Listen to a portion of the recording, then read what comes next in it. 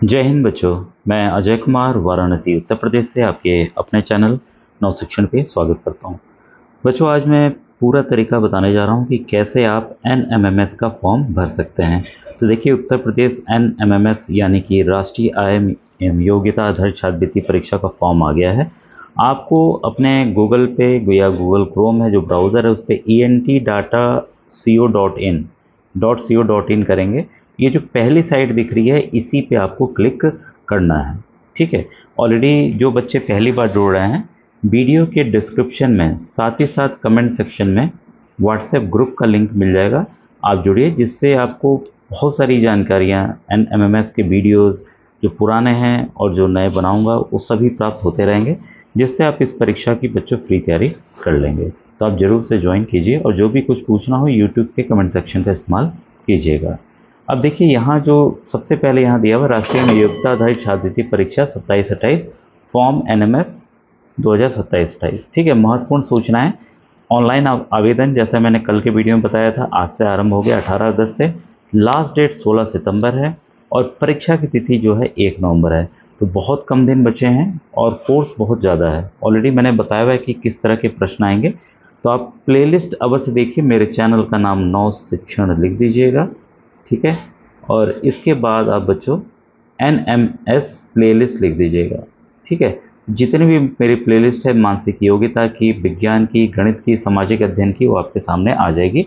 अपने ज़रूरत के हिसाब से आप उसमें वीडियो खोज सकते हैं। ठीक है। और बहुत ही कम, मेरे चैनल पे आपका कोई समय नुकसान होना ही नहीं है। ठीक है। अब इसके बाद क्या करेंगे, देखिए फॉर्म NMS जो है काला वाला लिखा हुआ उसको हम क्लिक करेंगे। तो देखिए इसके जो कुल हैं 4 स्टेप हैं जिसमें ये फॉर्म भरा जाएगा और अब मोबाइल से आसानी से आप इसे भर सकते हैं। ठीक है। और यहाँ देखिए फिर वही चीज़ें हैं। अंतिम तिथि ये है। पहला स्टेप क्या है, आपका रजिस्ट्रेशन है। इसको क्लिक करेंगे तो हम आगे बढ़ेंगे। पहला यही करना है। सेकंड स्टेप है स्कूल सर्टिफिकेट। ये भी हम देखेंगे कैसे क्या होगा। ठीक है।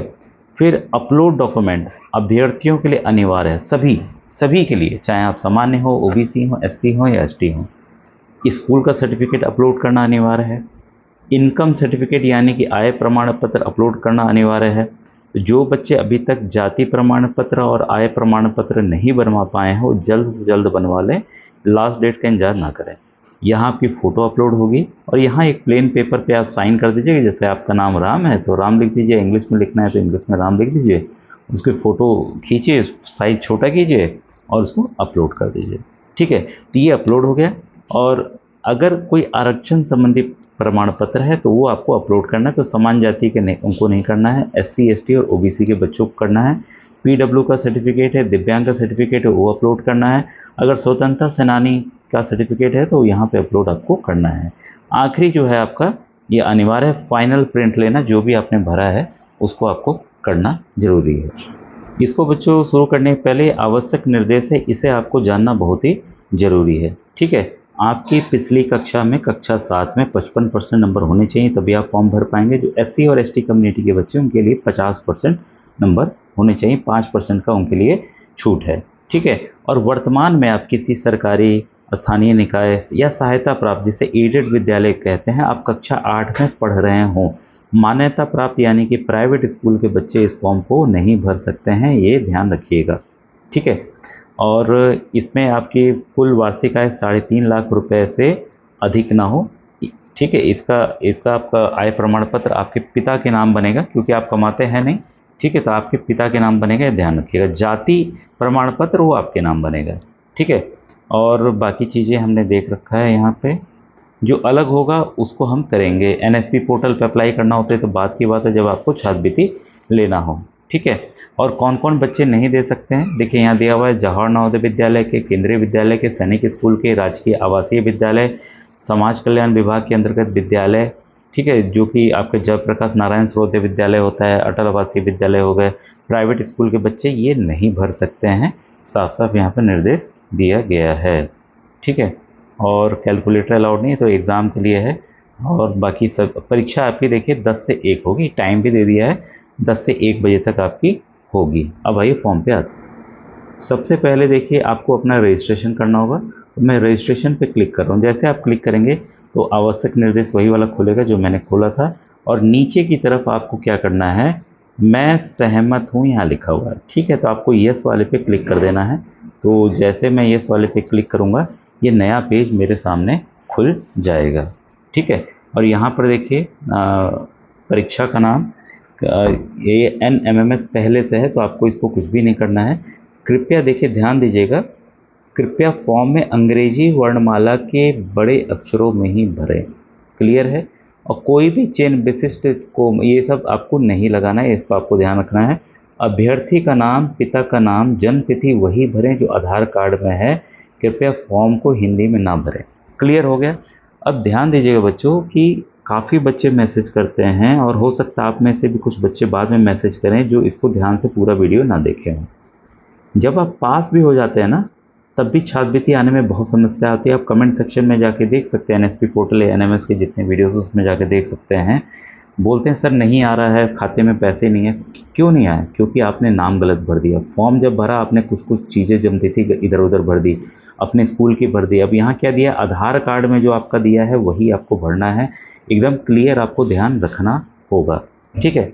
तो ये देखिए यहाँ पर जैसे एक बच्चे का मान लीजिए कोई बच्चा है राम, बड़े अक्षरों में करना है तो भाई कैपिटल में कर दूँ राम, फिर कुमार कर दूँ KUMAR, ठीक है। और आधार संख्या है तो आधार संख्या मैं डाल दे रहा हूँ बच्चे का, ठीक है। आधार संख्या को 4 अंक इसमें, 4 अंक से 4 अंक इसमें फिर से डाल देना है, ठीक है। OTR नंबर अगर पहले आप यदि अभ्यर्थी द्वारा पूर्व में NSP पोर्टल पे 1 टाइम रजिस्ट्रेशन किया गया है तो 15 अंकों का OTR भरें, ठीक है। तो एक NSP पोर्टल है उस पर आप 1 टाइम रजिस्ट्रेशन कर सकते हैं। उसके लिए मैंने वीडियो बनाया हुआ है कि OTR कैसे करें, रुकिए मैं उसको दिखा दूँ आपको। देखिए बच्चों मैंने YouTube पर टाइप किया नव शिक्षण NSP portal playlist, NSP portal आप कर देंगे तब ये देखिए 38 वीडियोज़ हैं। जब आप परीक्षा पास कर जाते हैं ना तब इसकी ज़रूरत होती है, ठीक है। अब मैं इसी को बल्कि खोलूँ और वो रिक्वायर्ड जो वीडियो है जिससे आप फॉर्म को भर सकते हैं आसानी से, ये मैं दिखा दे रहा हूँ। नीचे हम स्क्रॉल करके जाएंगे, ठीक है। तो आपको NSP पे OTR कैसे करें ये आपको बस देखना है, ठीक है। ये 2 साल पहले का बल्कि लेटेस्ट में। अब ये बच्चों जो OTR की है, OTR होता है 1 टाइम रजिस्ट्रेशन। ये सबको करना आप पहले भी कर सकते हैं NMS पास करने के पहले, क्योंकि जो भी आपको छात्रवृत्ति चाहिए आगे भी चाहिए होगी कोई भी तो OTR एक आपका रहेगा हमेशा, ठीक है। ये देखिए 2 साल पहले का वीडियो है, फेस ऑथेंटिकेशन OTR रजिस्ट्रेशन, पूरा मैंने तरीका बताया हुआ। अगर कोई समस्या है अपना OTR इस प्रकार प्राप्त करें। फेस ऑथेंटिकेशन के लिए कौन कौन से ऐप डाउनलोड करने होते हैं इसकी मैंने पूरी यहाँ पर जानकारी दी हुई है, ठीक है।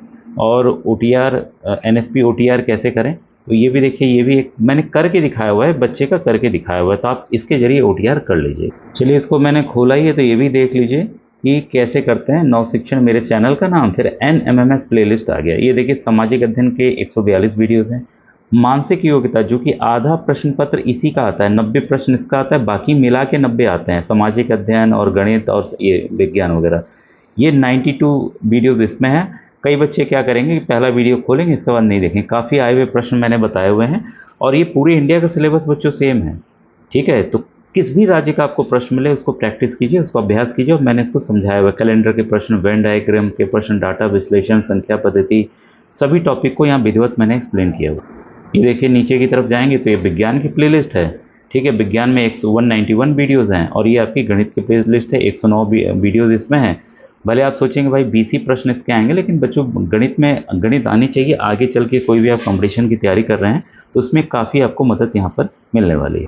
तो उसमें आपको रटने की आवश्यकता नहीं होगी, आप समझ के चीज़ों को चलेंगे, ठीक है। OTR आपने कर लिया, ठीक है। यदि किया गया तो भरना है, नहीं तो इसको आप खाली छोड़ सकते हैं। मुझे जो लग रहा है कंपलसरी अभी इस पर पढ़ने से लग रहा नहीं है, ठीक है। जन्म तिथि आप यहाँ करेंगे, ड्रॉप डाउन है, जो भी आपकी जन्म तिथि हो वो आप उसको महीना वो करके आप भर लेंगे, ठीक है। तो अपने हिसाब से जन्म तिथि आप कर लेंगे यहाँ पर। फिर यहाँ पे शब्दों में लिखना है, तो अब इसको देखिए जन्म तिथि को शब्दों में लिखना है तो 4 FOUR 4 अप्रैल APRIL, ठीक है। 2010 THOUSAND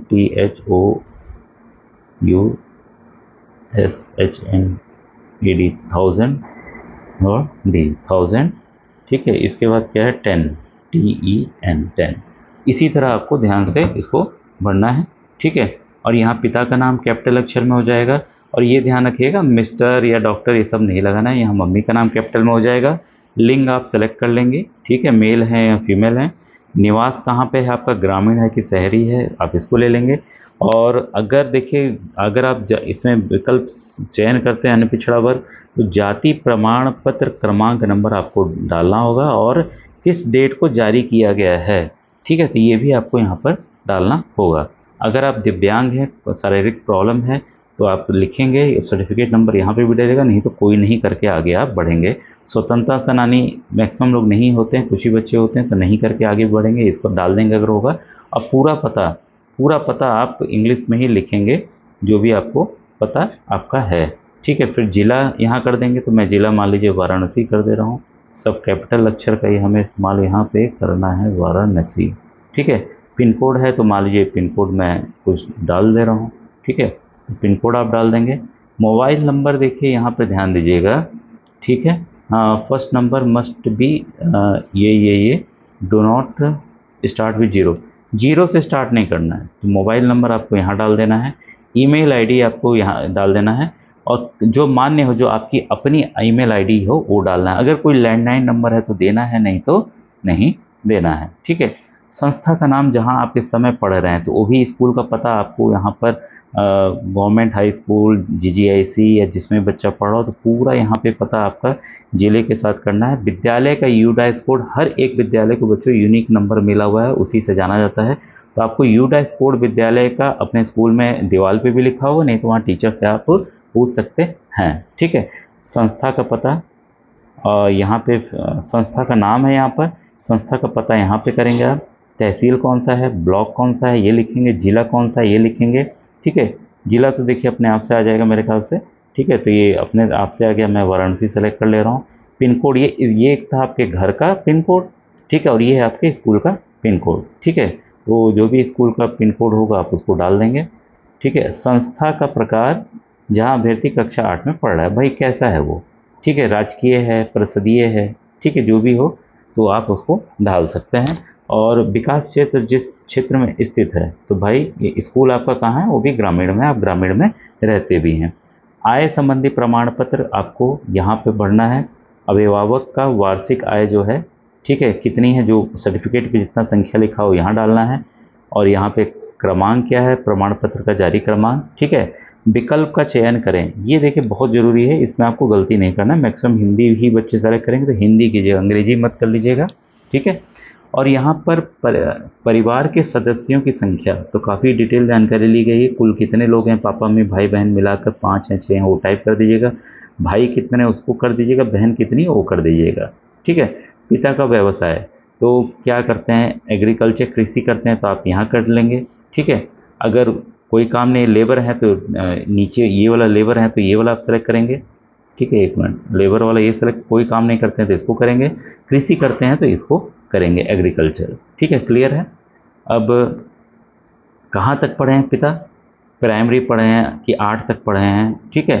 कोई पढ़ाई नहीं किए हैं, कक्षा 5 तक पढ़े हैं, कक्षा 8 तक पढ़े हैं, 10 तक पढ़े हैं, 12 तक पढ़े हैं, या उसके ऊपर बीए किए हैं, तो नीचे की तरफ आपका ऑप्शन है बीए, बीएससी है, पीजी है, डॉक्टर है, जो भी कुछ हो आप उसको कर सकते हैं, ठीक है। और यहाँ पे मम्मी का भी व्यवसाय, क्या करती हैं भाई मम्मी आपकी, ठीक है, कृषि करती हैं तो कृषि दिखा दीजिएगा, या कोई भी नहीं काम करती हैं तो नॉट एम्प्लॉय दिखा सकते हैं, ठीक है। इसके बाद कहाँ तक पढ़ी मम्मी, ये भी आप दिखा सकते हैं। क्लियर हो गया, इस तरह से फॉर्म भरेंगे। फिर यहाँ पे देखिए डेट अपने आप से आ गया है। स्थान यहाँ पे फिर से आप इसमें क्या करेंगे, अंग्रेजी में आप इसको वाराणसी टाइप कर देंगे, जो भी आपके ज़िले का नाम होगा, ठीक है, क्लियर है। तो इतना करने के बाद फिर आप ये प्रीव्यू पे जाएंगे, ठीक है। प्रीव्यू इसलिए होता है कि कोई आपने जानकारी भरी, उसको चेक कर लीजिए एक बार कि जो भी आपने सूचनाएं भरी हैं वो सही हैं कि नहीं है। सही हो, अगर लगे नहीं कुछ गलत हो गया तो एडिट का ऑप्शन रहेगा, उससे आप एडिट कर लीजिएगा, ठीक है। और सही होगा तो उसको फाइनल सबमिट आप कर सकते हैं, ठीक है। तो सबमिट आपका फॉर्म आपका यहाँ पे हो जाएगा। तो ये देखिए इतनी सारी जानकारी है यहाँ पर आपके कि किस तरह से हम रजिस्ट्रेशन करेंगे। ये अभी केवल रजिस्ट्रेशन की प्रक्रिया आपकी पूर्ण हो रही है, ठीक है।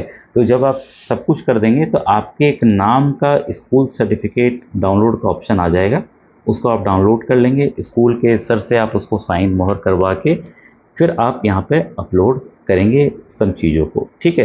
अब देखिए जो बच्चे नेट में अब तो एक्सपर्ट हैं सभी बच्चे, मोबाइल से फ़ोटो स्कैनर ऐप आता है, स्कैनर ऐप आता है, ओकेन स्कैनर आता है, किसी जो जिसमें आपको सुविधा मिले उससे आप फ़ोटो खींचिए, ठीक है। ऑलरेडी वो साइज़ छोटा बहुत क्लियर फ़ोटो देता है, और अगर साइज़ बड़ी रहती है तो आप क्या कीजिएगा, जेपीजी रिड्यूसर, और अब तो डायरेक्ट ऑनलाइन हो जाता है, ऑनलाइन भी कर सकते हैं, ऐप के ज़रिए भी इसको आप छोटा कर सकते हैं। तो आपके गैलरी उसमें चला जाएगा फाइल वाले सेक्शन में, वहाँ से जो भी आपके सर्टिफिकेट हो उसको आप अपलोड वहाँ पर जाके कर सकते हैं, और सब कुछ आपके मोबाइल में ही हो जाएगा। बस आपको अगर एडमिट कार्ड ये भी प्रिंट कराने की आवश्यकता नहीं है, जब एडमिट कार्ड आएगा तब बस एडमिट कार्ड आपको जाकर अपना लेना, उसको प्रिंट आउट कराना पड़ेगा, ठीक है। और एक चीज़ ध्यान दीजिएगा कि बाई चांस आप देखिए फॉर्म भरने में ऐसे गलती मत कीजिएगा, जल्दबाजी एकदम मत कीजिएगा।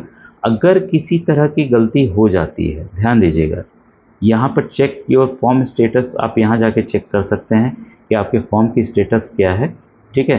तो गलती हो जाती है तो 17 से 19 तक आप इसको ठीक किया जा सकता है, ठीक है। और स्टेटस जानना है कि भाई अभी आपका फॉर्म का क्या स्टेटस है, तो आप यहाँ पर रजिस्ट्रेशन नंबर और जो आपका रजिस्टर्ड मोबाइल नंबर है वो करके प्रोसीड करेंगे तो आपके फॉर्म की जो स्थिति है वो यहाँ पर दर्शा देगा। अगर कोई गलती हो जाए फिर ध्यान रखिएगा कि 17 से 19 तक ये आप ठीक कर सकते हैं, लेकिन कुछ ही चीज़ें उसमें आप ठीक कर पाएंगे, सभी चीज़ें नहीं ठीक हो पाती हैं, ठीक है। तो इसका आप ध्यान दीजिएगा, और जो भी और आपको अगर समस्या आती है फॉर्म भरने में, ठीक है, तो आप यूट्यूब के कमेंट सेक्शन का प्रयोग कीजिएगा, ठीक है। अब देखिए एडमिट कार्ड के लिए काफ़ी बच्चे बाद में परेशान होते हैं, तो 1 नवंबर को परीक्षा है आपकी, उसके 1 सप्ताह पहले या 10 दिन पहले आपका आएगा। ये देखिए प्रवेश पत्र परीक्षा से कुछ दिन पहले ही जारी किया जाएगा, ठीक है। तो काफ़ी बच्चों के इस तरह के प्रश्न आते हैं सर एडमिट कार्ड कब आएगा, तो ये है। अब देखिए अगर कुछ और समस्या हो तो ये व्हाट्सएप नंबर है, यहाँ पे भी क्लिक करेंगे तो आप व्हाट्सएप वहाँ पर ज्वाइन कर लेंगे, ठीक है। तो कैसे कांटेक्ट करना है आपको, अगर कोई समस्या आ रही है तो आपको क्या करना है, आपको अपना रजिस्ट्रेशन नंबर आपका आ जाएगा मोबाइल पे, जैसे आप फॉर्म फाइनल सबमिट करेंगे, अपना नाम और पिताजी का नाम लिखकर व्हाट्सएप करना है जो भी आपकी समस्या रहेगी, या आप ईमेल भी कर सकते हैं, ऊपर ईमेल दिया हुआ है, ठीक है। तो ये बच्चों थी पूरी जानकारी उत्तर प्रदेश NMMS फॉर्म को लेकर। Thank you very much.